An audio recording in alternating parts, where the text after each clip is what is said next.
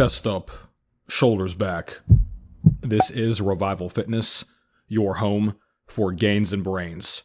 And it's time we set the record straight about getting wide. I saw this video pop up on Instagram, and you can see it shows Steve Reeves and the wide clavicles, and it shows all these guys getting mogged who don't have them by the guys that do. And even on YouTube, you can see endless content about this, and it's always very similar thumbnails. Look at these two between Jeremy Ethier and Jeff Cavalier. Someone copied the other. All of this content is exactly the same. They focus on the shoulders. That's how to get wide. I'm here to tell you, that is wrong. Do shoulders play a part in getting wider? Absolutely. But they are not the primary driver of your width. But let's begin with the clavicles themselves, because there is still a broad, get it, misconception that you can grow your clavicles, the bones, and you cannot. These things are genetic, they are part of your skeletal structure, there is no exercise you can do to alter them. And like so many other components of genetics, this is luck of the draw, and there's going to be a bell curve, a normal distribution. Some people are born with wide clavicles, others narrow, and there's going to be outliers on each end. As a guy, it is typically thought that wider clavicles are better because it enhances your taper and it's a more masculine look, whereas a lot of women, if they have broad shoulders, they tend to be insecure about it because it's seen as not feminine. And in terms of the clavicles, this is apparent even without any training.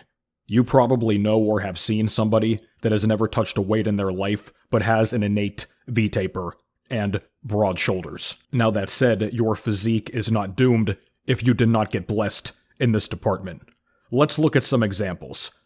On the narrow clavicle side, I can think of Jesse James West, Phil Heath even, look at him here next to Jay Cutler, Flex Lewis, another massive bodybuilder, and even in the UFC, someone like Sean O'Malley has narrow clavicles as well. Now for wide clavicles, you can think of Henry Cavill, David Lade, in the old school, Frank Zane, and going very far back, Steve Reeves. And as you may have noticed even in the names I just mentioned, a common trend in the bodybuilding and aesthetics world is that the guys with wider clavicles will often stand out even if they do not have a ton of muscle mass.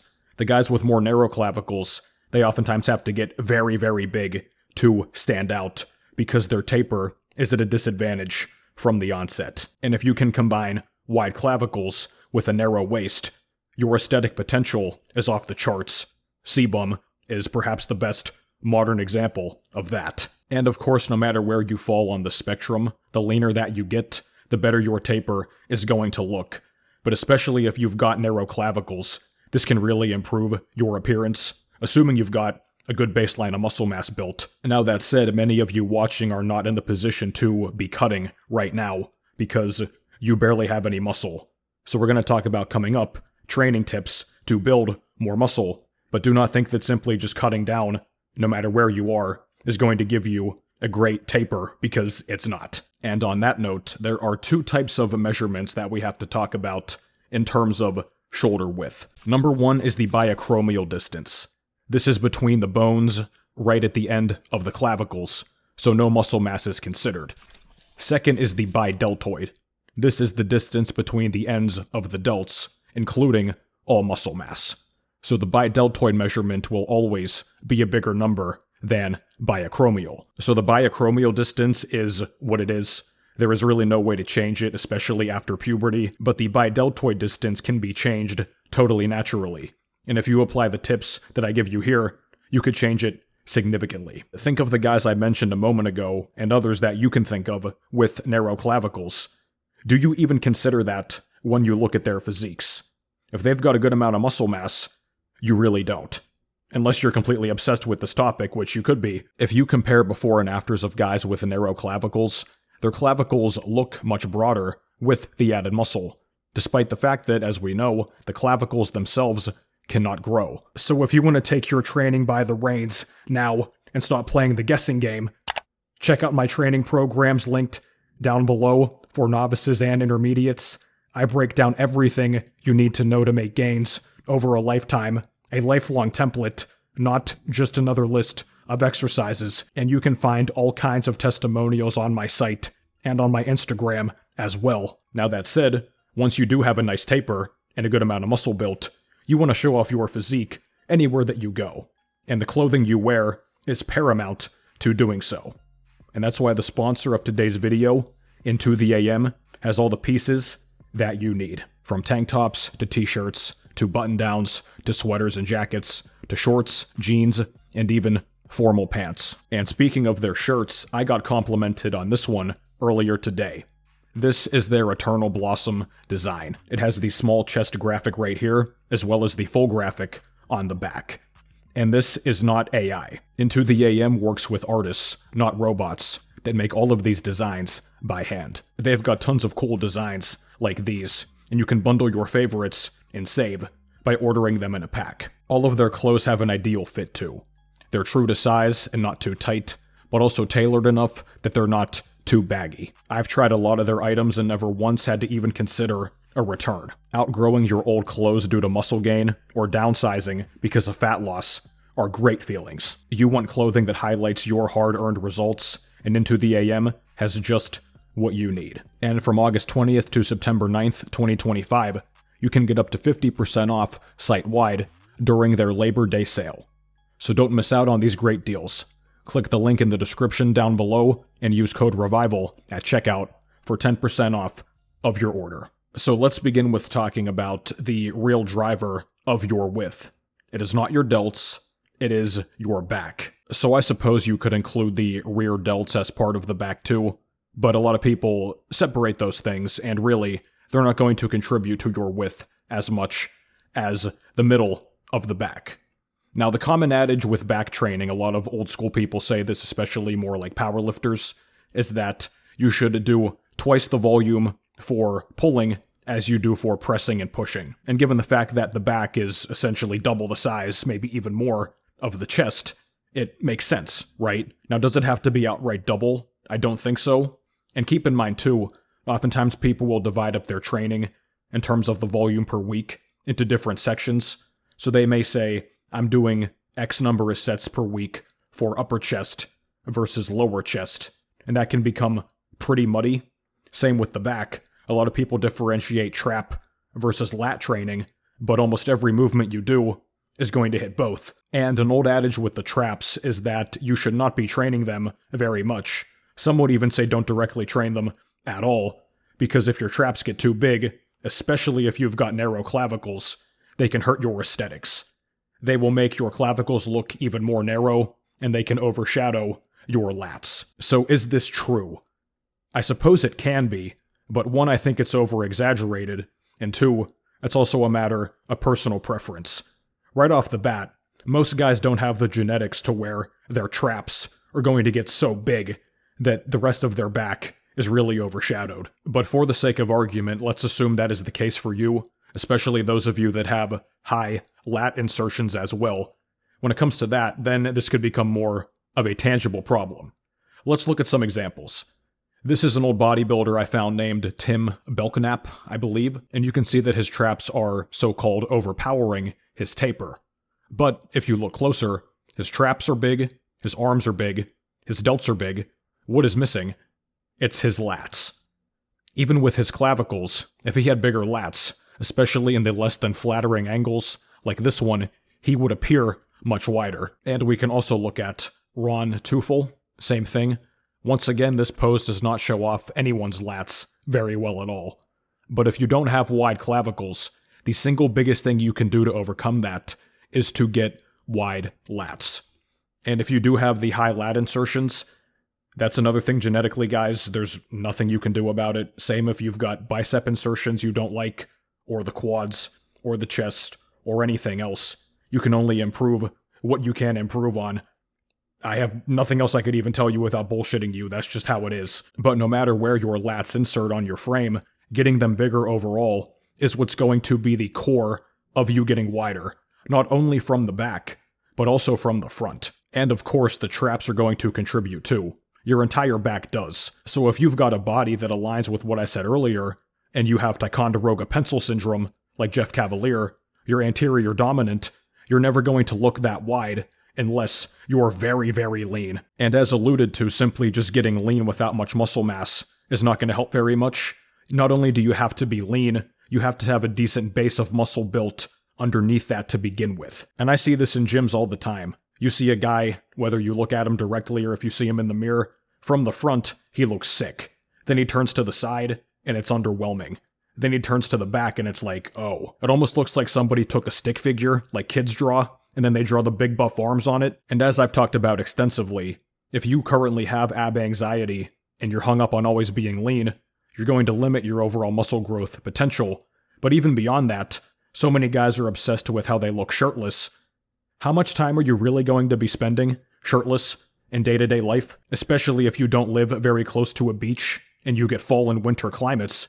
You're going to be in clothes almost all day. And guess what? If you get very, very lean, and you might have a decent taper, and given mirror selfies under nice lighting, you put on a decent-sized shirt, that all goes away. Now, to be fair, you could become the guy that wears these skin-tight schmedium shirts everywhere that you go, but that's up to you to decide. So building your back is what's going to have the most drastic change overall for your entire upper body.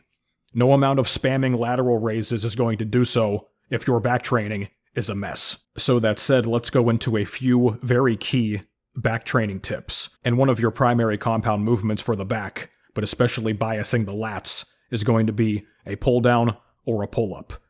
And when it comes to these motions, the single biggest thing I can tell you is to focus on keeping your torso as vertical as possible.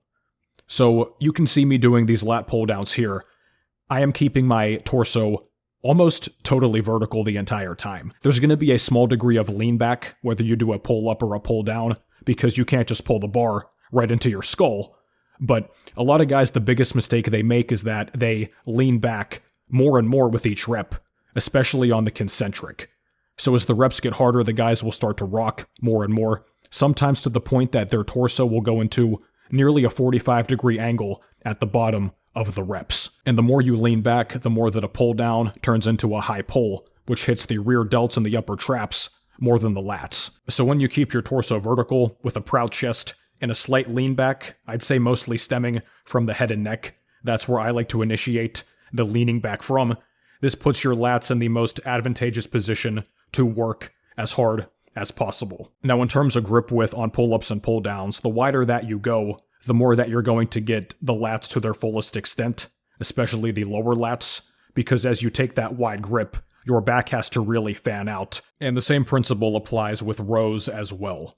Now, whenever you're doing a row, you can bias the lats or the traps more in terms of your width with the hands. The more narrow of a grip that you take, the more that the lats are going to be activated as much as they can be. And when it comes to the pulling position too, you want to pull, I would say roughly to like the stomach area, maybe even around the pelvis and or the hips. So if you're doing a dumbbell row, I like to think about pulling it at an angle sort of into my pocket. If you want to focus on the upper back and the traps and the rear delts, you can pull up higher, and especially with a wider grip, it's really going to hit those well. Something I've been doing recently too for the lats, this is my one-armed version of the lat prayer. You often see people do this with a straight bar or with a rope. I've done it a number of ways. I really don't like it that way. I much prefer with the cuff, one arm at a time, because I can cross my body a bit, which gets a little bit more of a stretch on the lats, especially the lower lats, as you sort of cross that plane, and then I pull down into my hip. I think the closest replica of this would be some type of pullover machine. I believe the pullover machine hits the lats better than a typical dumbbell or barbell or easy bar pullover. People report varying things with that, so you can try it out for yourself. I find for myself that the typical free weight pullover is going to be more in the triceps and the upper chest. So now that the back is taken care of, we cannot forget about the chest either, because your chest also contributes to your taper, particularly from the front. The more that your upper chest fills out, the broader that your clavicles are going to appear. Now that said, you still need to focus on the entire chest, and the lower chest is still the bulk of the entire muscle. I brought this up a while ago, and it may seem controversial, but I stand by it and I've got my reasoning. I think for a lot of guys, incline bench is overrated for the upper chest. How dare you! I did not say that it was bad or useless, but a lot of people still think of incline benching, especially dumbbell, as the pinnacle of upper chest work. and I just don't think so. If you have long arms like I do, by the time you get low enough for a decent range of motion on an incline press, your front delts are being hammered. So not only will the front delts often be hit as much or even more compared to the upper chest, they also can serve as a limiting factor in the exercise. And you can say the same with your triceps too, on any sort of press. But for now, let's still talk about a general incline press because I still recommend that most of you do them at this current point in your training, and they're still a very good exercise. Don't get it twisted. So in terms of biasing the upper chest as much as possible, the first thing would be, I would adjust the incline angle from the typical 45 degrees you're going to find on the incline barbell benches, and some benches in gyms only start at 45 degrees. Still, it's terrible. But I would go down to 30 degrees if possible. I think that is noticeably better than 45, and some would even argue that 15 to 20 degrees is even better than 30 to hit the upper chest as much as you can. If you've only got a bench that starts inclining at 45 degrees, you could do a little bit of an arch in your back and make a slight decline on the incline and effectively make it closer to 30 degrees. Now with that said, because I just told you if you're on a 45 degree incline, you can decline a little bit, this is a mistake a lot of guys make on the incline press in general, and I've done this myself too, I'm very guilty. They turn the incline into close to a flat bench because they do a big arch and their chest is almost horizontal to the floor by the time they're done with the setup. So assuming you have access to a bench that can go from say 15 to 30 degrees, I would have your torso, similar to the pull down example from earlier, as neutral as possible. The only way you can really verify this is going to be by recording your form. It's easy to think that you felt that you were totally neutral, but if you actually record your form, you may see something totally different, and this can apply to any exercise. If you're still in the dark about this, guys, buy a $20 tripod on Amazon. You can make all the excuses that you want. I don't like to record in the gym, bro. I don't want to be a stupid influencer. I take that as an insult, but you cannot rely on the mirrors as a legitimate gauge of checking your form, and especially not your clueless friends who are barely paying attention. So on top of that, I do think that dumbbells are a better option compared to barbells because you can get the converging motion with them.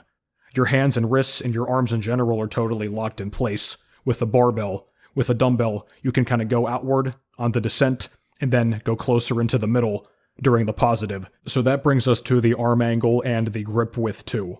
If you recall earlier from the pull-ups and pull-downs, the wide grip is very good for the lats. A lot of people say the same about pressing too, and I understand it, but you can have the issue of the shoulders not only getting hurt, but also taking over a lot as well if you go very wide. So when it comes to dumbbell pressing, I would tuck your elbows in to some degree. If you do want to go with like a wider grip, still tuck them in that position as well. You also could tuck them in and have the dumbbell sort of positioned in like a triangle shape, so 45 degrees facing each other. And all of that said, do not forget the core principle here. The point of a compound movement is not to isolate a given muscle. You can bias given muscles within that movement as much as you can. So if you really want to focus on the upper chest, or really anything else, you're going to have to do isolation movements to accomplish that. And my favorite type of isolation for the chest, without question, is some type of machine fly. This can include the general pec deck. I also like the incline fly machine. I like these way more than cable flies because you have the back pad in the seat. It's much more stable. I know people obsess over that word now, but in this context, it's completely valid. Because if you do a cable fly, you usually have to, step forward and maybe do a staggered stance, and the handles might shimmy back and forth, and you might not be perfectly even in the middle. It's just annoying. You can bring a seat over to the cable station and do flies there. I do think that is better than doing them freestanding. The shoulders are not totally removed, but they're going to be taken out of the equation about as much as possible. Something else you can think of here too is a front raise, and I would prefer to do them with cables as opposed to a barbell or dumbbells. But it's commonly thought of that these are really a front delt exercise, and they will definitely hit the front delts, but they also will hit the upper chest too, depending on how you do them. And if both the machines and the cables are off the table for you right now, maybe your gym is that busy, or you're in a home gym, you can always do some type of dumbbell fly as well. I don't like the classic dumbbell fly with the arms almost straight, so you can do these on a flat bench or a slight incline as well. How I would modify these is to do a bend in the elbow, but you don't go all the way out and you keep your arms bent a bit so they're more stable and your shoulders are safer. Go down to about the torso area, then converge into the middle and go up like that. And this has different names. Some people call it like the barrel press. Some people call it a power fly. I call it the revival fly because that's what we do now in the fitness industry, right? We take exercises that have been around for a long time and name them after ourselves. And as obviously sarcastic as that was, some people are still not going to pick up on it. And that brings us to the final muscle group, the one that gets touted as the most important thing here. It is the delts. And of course, when it comes to the delts too, there's a big genetic component. People like me have genetically sort of capped delts, and they're full all around. Other people don't. Unless you want to get fillers into your delts, like the looks maxers do, unless you want to inject a bunch of oil in your delts, like the pro bodybuilders do, you can only work with what you have. But I have done lateral raises every single way. And I would say my favorite way is the standing machine with the two handles in front. Most gyms don't have those. My second favorite is the seated machine. I don't put my arms into the 90-degree angle as they design it. I like to just press my upper arms into the pads and raise that way, and you can essentially imagine you're holding dumbbells, but either way is going to work. In terms of dumbbells or cables for a lateral raise, it's a toss-up, and you can go to total failure on these without any fatigue problems. And that's really it. I mean, there's no, like, magic sauce. Depending on who you watch, they might have some special technique that you can do that takes it from D tier to S tier. I just don't see it. I have yet to find anything like that for myself. But something to keep in mind with the side delts as well, guys. Your side delts are going to grow with your other training. When you do presses, they're going to be hit to some extent. Even like front raises, especially your back work too, when it comes to rows. Even pull downs and pull-ups, the side delts are going to be getting hit in a secondary fashion on all of those. But if you're doing all of those type of exercises, or many of them, as you really should be, that secondary volume is going to add up. So I still disagree with the notion of so-called spamming laterals, bro. I still see people post about this all the time. I don't agree with the concept of spamming anything in general. You should be training hard and with decent volume, which my recommendations for volume are not that high overall, because I advocate higher intensity. But you do that, you need to rest. You can't be spamming laterals 5, 6, 7 days a week when you do that. So 2 times a week frequency is going to get the job done. If you want to go up to 3, be my guest. I don't even think that is necessary, really. So you take into account all of this volume during the week. Your side delts, if you're training everything effectively, they're going to be growing. And the same applies to the front delts, too. You could so-called spam front raises all the time. But the front delts are funny because people oftentimes say, oh, I hit those with my chest pressing and my general benching. People write that off easily. Then when it comes to the side delts, everybody has to spam them. So when it comes to isolating the delts, whether it's the front, the side, or the rear, and we talked about the rear earlier as well, the same principles apply as even the bigger muscle groups. To hit them as directly as possible, you isolate, you train intensely, with these you can go to failure, and you do a decent amount of volume, but don't overdo it, and then that's it. And from there, it's really a matter of patience. And a lot of you guys are novices right now. You're going to have to be patient. Like, the body that you envision is not going to happen in 3 months. It's going to be closer to probably 3 years. So be sure to check out my training programs linked down below. Way more than just exercises on a sheet. And you can get in direct contact with me if you want to talk about your own training and eating in proper detail. Links are down below.